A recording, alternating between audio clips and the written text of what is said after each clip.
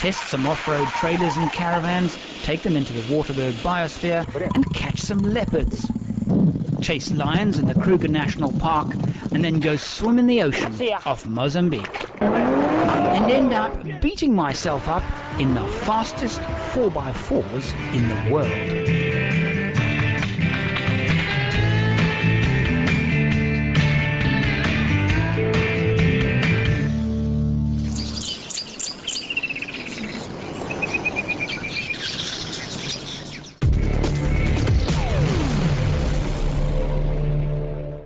It's been called one of the 100 coolest cars of all time, and personally I think it's one of the top 5 coolest cars, having owned one a couple of years ago. We're talking about the Volvo P1800.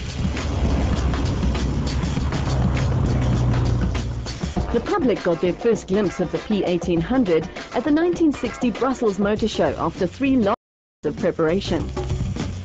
Now, the very early P1800s were built in England by the Jensen Car Company, and they were distinguished pretty much by these cow-horn-shaped front bumpers. In fact, the prototypes had the cow-horn-shaped bumpers on the rear as well. So rather baroque kind of styling from the late 50s, which is when this car was styled, incidentally by the son of one of Volvo's great engineers, and his name was Pelle Pettersson. For the greater part of its life, the Italian design house of Frua were credited with the P1800's distinctive shape.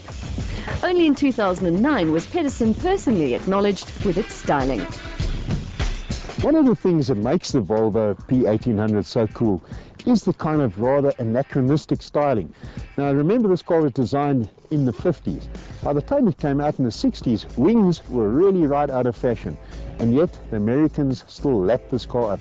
So much so, in fact, that the car only went out of production finally in 1973, and by that stage a total of 47,000 or so cars were in fact built. This is a 1962 P1800 Jensen built model. So the differences between the P1800 and the S is the badge here, or your pillar badge on the side, where the S has got an S badge on the rear end. The car's been in the family for the last 25 years, and brings a lot of enjoyment with it. Being born in the early 60s and growing up in Zambia those years, which had television, South Africa did not. You had the same TV series with Roger Moore, and also being a kid, young boy, collecting corgi dinky toys, you got the white little P1800 with the saint on the bonnet. And that is where my love for the Volvo P1800 started. Even though its design remained a favorite in the US, in Europe it lacked the fan base that surrounded its rival, the Jaguar E-Type, which was also released in the early 1960s. The Jag's 265 horsepower output far outshone the Volvo's 100 horsepower, as did its headline-grabbing 150 miles an hour top speed. Now, having said the Volvo P1800 wasn't fast, that's not to say it was slow.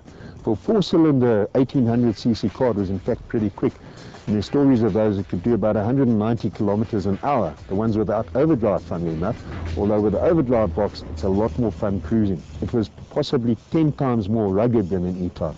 And to prove that fact, there's a guy called Irv Gordon in America who's owned his own P1800 since 1966, and he's currently covered 4 million kilos in the car. Thanks to its robust construction, the Volvo's also proved popular on the African continent, and we managed to track down 7 proud owners to get their thoughts on the vehicle. My first Volvo I bought in 1960, and I've had 17 since then, the last 4 of which I've built up myself. In 9 months it has been brought back to the condition in which you see it today, and this last weekend, in fact, I've just done a 1,300-mile round trip without any bother whatsoever. I was searching for a car like this for many years because I was actually born in a family of Volvos.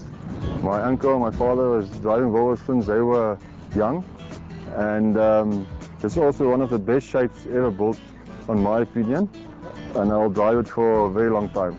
5 years ago, I drove this car up to the equator. We went through 5 countries on the way up: South Africa, Botswana, Zambia, Tanzania, and into Kenya. And coming back, we took in an additional country, Malawi. It was a trip of 12,000 kilometers. And apart from a minor front shock absorber problem, the car never missed a beat. In 1970, Volvo extended their P1800 range to include the E models, made up of the 1800E and the 1800ES. It also came at a time when the company started to focus on improved safety features. It is a 1973 P1800E. There is a couple of other safety features which the car has got. It's got a rear window demister. It's got sport seats with built-in headrest, and it's got inertia reel seat belt. Earlier models of the P1800 were known as the S's and the E's, and this is now known as the ES, the P1800 ES. What makes this car special is, first of all, that it gives a lovely ride, so it's ideal for long distances, and it has disc brakes all round, and it also has fuel injection, which makes it quite economical on fuel.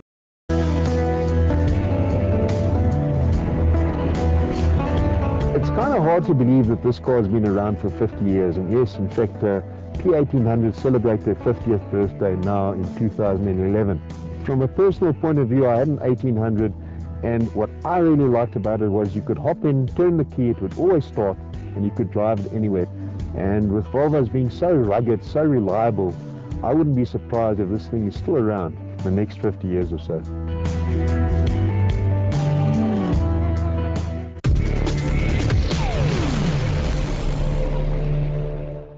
And just like that, our time is up. Don't forget to watch Buyer's Guide, because we're going to take a look at the Dodge Caliber and then give you a couple of alternatives when it comes to tackling a bad dirt road. On Ignition GT next week, we leave the city behind and get some super fresh air GWM H5. Until then, keep it safe on the roads.